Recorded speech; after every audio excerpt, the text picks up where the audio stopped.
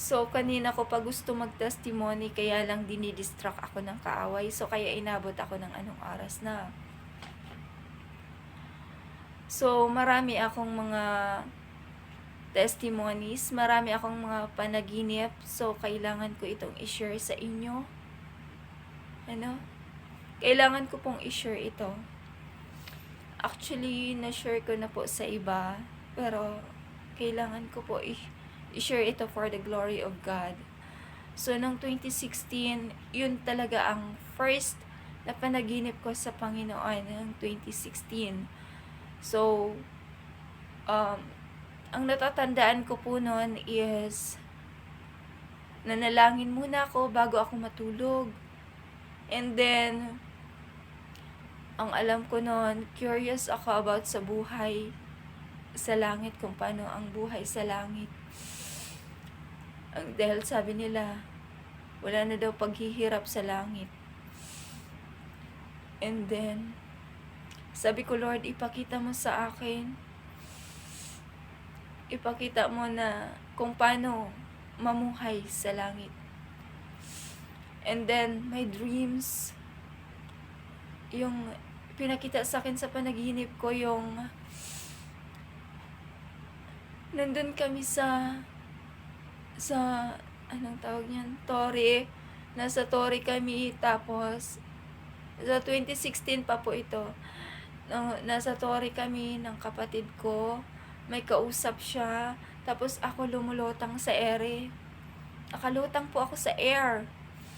Tapos, yung kausap niya po ay hindi ko alam kung sino. Pero ang alam ko nun, pinsan ko yun. Tapos,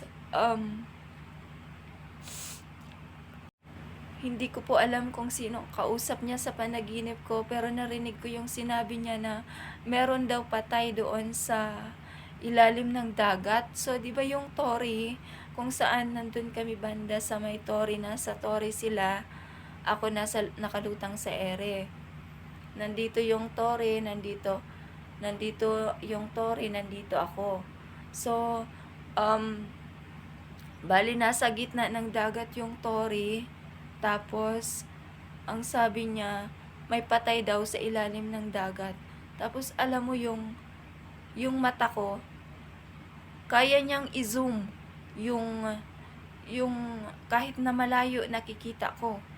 Yung, alam mo yung yung nazo-zoom ko ng mata ko, ang nasa ilalim ng dagat nakikita ko.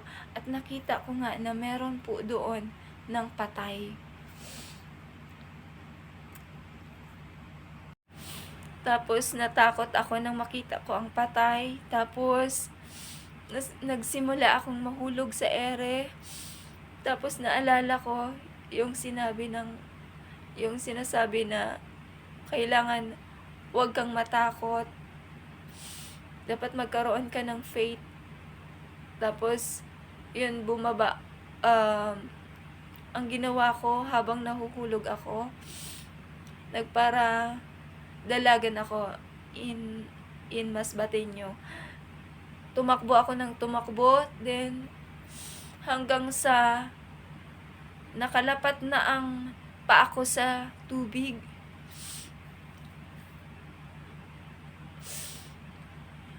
Then nakalapat na sa tubig ang paa ko, tapos nakalakad ako sa tubig. Nakatakbo ako sa tubig. And then, napupuntahan ko kahit saan ko gusto. Napupuntahan ko kung saan ko gusto na pumunta na bundok. Yung bundok kasi nararating ko ng walang kahirap-hirap. As in, nararating ko. Pero ganito pa rin ang shape na, ganito pa rin yung katawan ko. Hindi naman nagbago. Wala naman akong pakpak sa panaginip. Pero ganito naman ang katawan ko. So, nararating ko kahit saan ko gusto. At, pag tumakbo ako, parang ang bilis. nandun agad ako sa pupuntahan ko na kahit na ang paa ko is ganito lang. So, ganito, normal lang naman ang hakbang ko, pero parang feeling ko yung lugar, mabilis kong napupuntahan. Alam mo yon? Sa isang hakbang ko, parang isang lugar agad. Ganun pala yung buhay sa langit, wala nang hirap.